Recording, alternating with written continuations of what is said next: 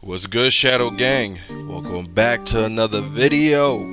If y'all new here, please subscribe to the channel and turn on notifications. Follow me on my Instagram, TikTok, and Twitter. And happy Halloween, y'all. Yes, sir. Happy Halloween. This is my favorite holiday of the year, to be honest. I feel like Halloween is too underrated nowadays. Everybody always talks about Christmas, and it's like we need to get through Halloween, then Thanksgiving, and then we can go to Christmas. But you know how that is, man. But other than that, we got the one and only Black Couch Booking in the building, man. You know how it is. We got Shadow Gang and Couch Crew back at it again, man. How you doing, Couch? You too. What's going on, man? Black House Booking here. We're gonna get a shout out on Halloween, man. Happy Freddy Krueger Day, my favorite horror villain of all time. So I love me some Halloween. I already see Christmas decorations up. Y'all are crazy. So, that's neither here nor there. Facts. I prefer Jason, but that's no problem right there. But nah, I feel you with this. Like, there's already people putting Christmas trees, man. Like, come on. But alright, man. Y'all clicked the video, y'all saw the title. Top 5 scariest wrestlers in WWE history. Like, this is not just a couple of gimmicks, or no. These are guys that, in my opinion, established themselves as really creepy, horror, scary, all that thing. You know what I'm saying? So yeah, man, let's get right into it. You ready, Couch? Ooh, I can't wait to hear this. Alright. And number 5, I got the one and only Doink the Clown. Now, let me tell you why. Okay. There is nothing more scarier than a creepy ass clown chasing your ass. Like, really, like, how many movies can we really say, damn, there's this horror movie and it has a clown in it? There's too many to count. It's almost like a genre of itself. So when WWE made Doink the Clown, especially when it was a heel, it was perfect, and it worked for the golden era, was it the Hogan era and all that? It worked perfectly in that era because, you know, they were doing kid-friendly stuff at that point, and Doink the Clown was probably the best example, you know. And at that time, the original movie of it was pretty big. I'm like, come on now. You're gonna see a clown looking at your kid in it, and the makeup was pretty weird, so it worked out. What you think, Couch? That's an interesting one. I did not expect that, but I'll say Dunk the Clown, based off, like you said, during the time period where it and stuff, and even today, that new movie, The Terrifier, it just surpassed Joker. So I guess you saw which clown was superior, but that one is one of those, like, it would have to be within you already a little bit that you're scared of the clown, but him as a heel definitely wasn't like scary to the kids for sure. Yeah. You know, so I'll give you that one. I think that's a good addition to the list, though. For sure. But all right, at number 4, this might rub people the wrong way, not because of the wrestler, but because of what version I'm picking. I'm picking Bray Wyatt, but the Eater of Worlds, Bray Wyatt. Now let me tell you why. Everybody would pick the Fiend, and I get it. I fuck with the Fiend. But here's the thing. What made Bray Wyatt Eater of Worlds, that version, was scary when it wasn't trying to be, if that makes sense. See, there's really nothing scary about a dude with white pants, a Hawaiian shirt, wearing a small little hat, and talking in like nursery rhymes and stuff like that, right? But he made it scary. Then you got Eric Rowan with the sheep mask. You think, damn, that's random as hell, but they made that work. Then you got Luke Harper looking like a lumberjack. They made that work. They were in a swamp. You name it, he did it. The way he would move around upside down, the way he would just sit down, the way he will laugh. Like, you know what I mean? Like, to me, that's the scariest thing, because it's not supposed to be scary the way he looks, but he made it scary. You know what I mean? The Fiend, yeah. Let's be real. We were a little older at that point, So we thought it was cooler. And also, we knew it was going to be scary. Because that was the whole purpose. This Bray Wyatt Eater of Worlds, if you gave it to any other person, it would not have worked. Bray Wyatt made it work. So that's why I think the Eater of Worlds Bray Wyatt was hands down the scariest dude in that roster at that time. What do you think, Couch? So that's another interesting one, because I definitely thought you were gonna go with the Fiend. Mm-hmm. But I'm not mad at that one, because you ever saw a movie Strangers or something like that? I think so. Like where they had the mask on, people was like in the house and they kept knocking on the door and shit. Oh so yeah. I know exactly what you're talking about. So that's how I can see that. And y'all have to understand, scary isn't just like I'm trying to scare you. It's also about like the psychology, like the Bray Wyatt character back then. Cult leader stuff is like very scary, because Jim Jones is a real person, the cult leader and all that type of stuff. Like making people drink the Kool-Aid and dying, like that stuff is real. So from if you really know, like from that standpoint, what was going on back then, like that character and how he portrayed it, and even when he did like the little promo when he was in the woods, and when he first started telling the story about there's a man with white skin and he has yellow hair, so, and that came to the Fiend years later, that made it better. Like he thought of that years ago. That's right. And you know what? I'm glad you brought up that scary isn't just I'm trying to scare you. It's also like psychologically thing, because my next entry is a good example of that. Uh-oh. At number 3, we got Kane from 2003 when he unmasked himself. Yeah, there we go. Damn. See, now what made this now? If I was to pick Kane, everybody would think, oh, you're gonna pick original Kane. 1999, early 2000 when he was built like a unit, put his brother on fire. We could have easily done that. But what made this Kane special was you were scared of him because not because of the way he looks, but what he was gonna do, what he was gonna say, who he's gonna go for, Like, my man legit took poor JR and put him on fire and laughed. Then he grabbed Shane McMahon, tied him to the corner of the ring, put water over his nuts, and said, "We gonna fry them shits." And then don't even get me started. He legit got, what was it? He was in a limo. Shane McMahon crashed it. Homie was in the hospital, woke up, took out, the doctors and the nurses. Bro, and you know what's crazy? As much as y'all want to think the previous Kane, right, with the mask and everything was the scariest, this is the only version of Kane that people put in cuffs, like in chains and shit, because of how psycho he was. So to me, that's got to be the scariest Kane ever, because you went from, damn, he looked scary, to, oh shit, he is scary. And there's nothing more scarier than an unpredictable dude. What you think, Couch?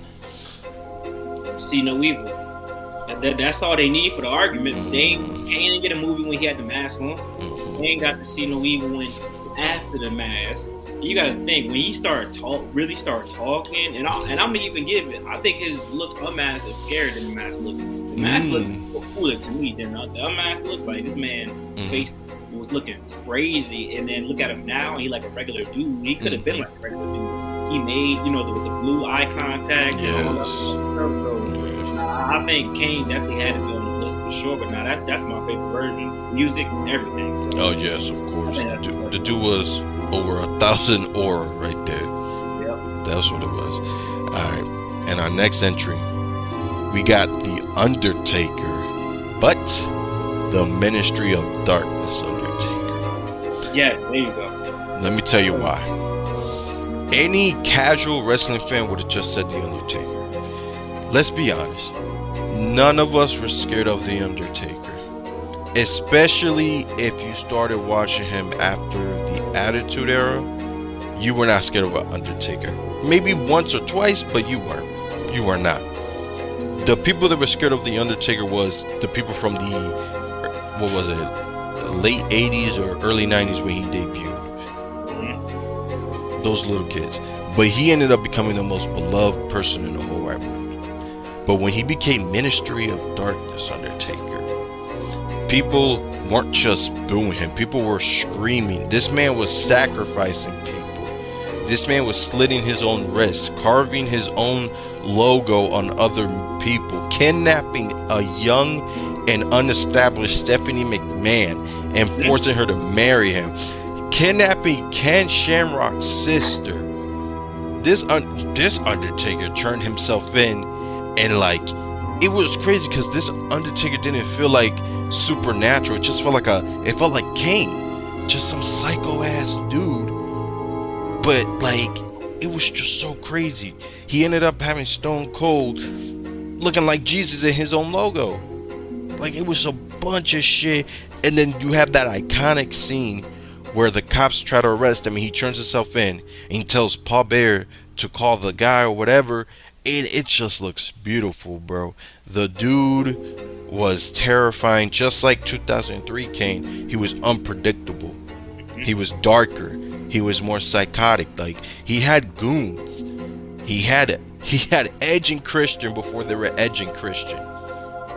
Like, he had APA before they were APA. He had them when they were the Acolytes. Like, the man made it work. Man, what's your thoughts on that, Couch? I think, man, that's my favorite Undertaker, bro. Best theme song. He made Viscera look intimidating. Oh yes, and that was pretty hard to do at that point.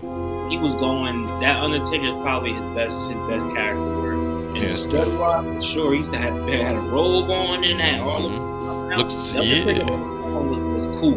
Like, he was cool. That entrance where everybody with the torches, that was cool. That was scary. To me, compared to everybody else. Facts. To me, he felt less than a dead man, more like a cult leader. That's what it felt like, and it worked perfectly. Of course, they messed it up when they aligned themselves with the corporation and shit.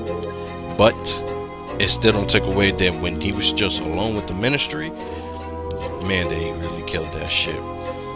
And at number 1, this one might be controversial, but damn, we got already. Yeah, we got number 1. This might be controversial, but I don't care. Number 1 is the Boogeyman. Now let me tell you why. Yes. Wait. Damn, digging the 5. Okay. Yeah. Boogeyman.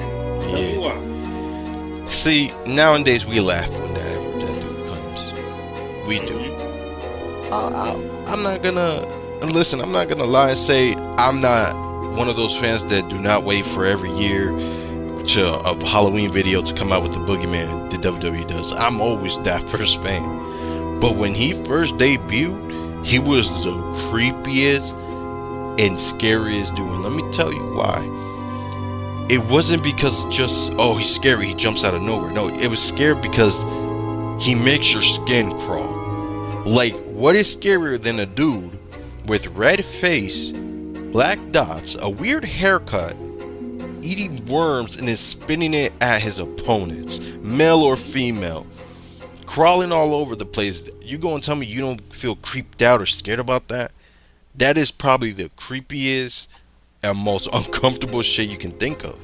And to think their original plan was they were gonna make him eat like roaches and cockroaches and shit, but they didn't do that because they were afraid that the things would get loose and it'll be all over the arena. So they just said, yep, you gotta eat night crawlers, which is worms. What's your thing, man? Nah, Boogeyman is one. I don't even know how old I was, but I was scared of the Boogeyman. The music, the I'm coming to get you, being backstage, somebody opened the door, he's just sitting there with his staff, and then all that type of stuff. And then his stuff with King Booker is probably what solidified him to be, an actual scary figure in WWE. So I definitely get the Boogeyman. He didn't start becoming funny until Vince McMahon made him like happy. Before that, people were supposed to be afraid of him. He was squashing people at one point in time. So he was scary ring-wise and just character-wise too. Yeah, that I agree. As a matter of fact, I think WWE missed an opportunity, but they still got this opportunity now to give him a Legends contract to make a Boogeyman movie. Just like you did Kane with See No Evil.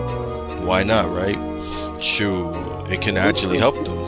Put on Peacock Yeah, absolutely. So I don't know, but I'm thinking he's probably the scariest just because even though these other guys you can argue are scarier because of what they said or done, this dude was eating worms, and I'm sorry, there's nothing more scary than a man eating freaking worms and laughing and then hitting himself with his own clock, like crawling. Like, come on, man, he had everything, and to me, he's the scariest dude on this list, and that's that, man. Any final thoughts?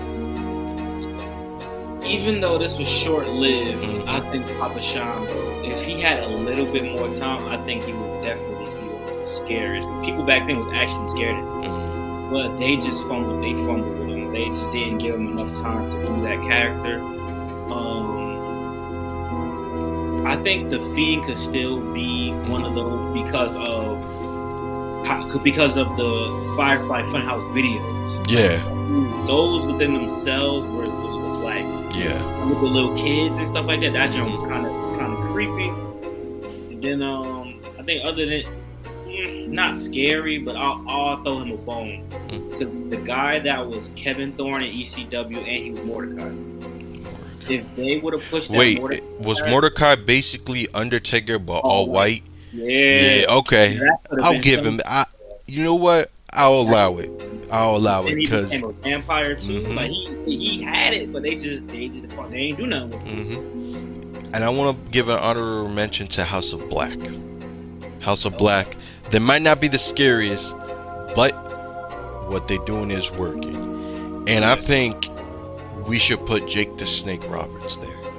Because again, he had a live snake. He had a live snake. That shit was biting people. That's a psycho son of a bitch right there. So put him there. The White Six. Yeah, we can put them there. You know. They're a little fresh, but what they're doing so far, I'll put them here for now. And you know what? Nah, should I make this joke? It's probably a hit or miss. I'm about to say Mr. Man. Yep. I was thinking, I thought that was gonna be a surprise. I mean, I was gonna put him, but I'm like, I don't know. Maybe people ain't gonna find it funny, but to be honest, he was scary because the fact that he was willing to do what he did on TV, and this is just TV alone. That's just right there.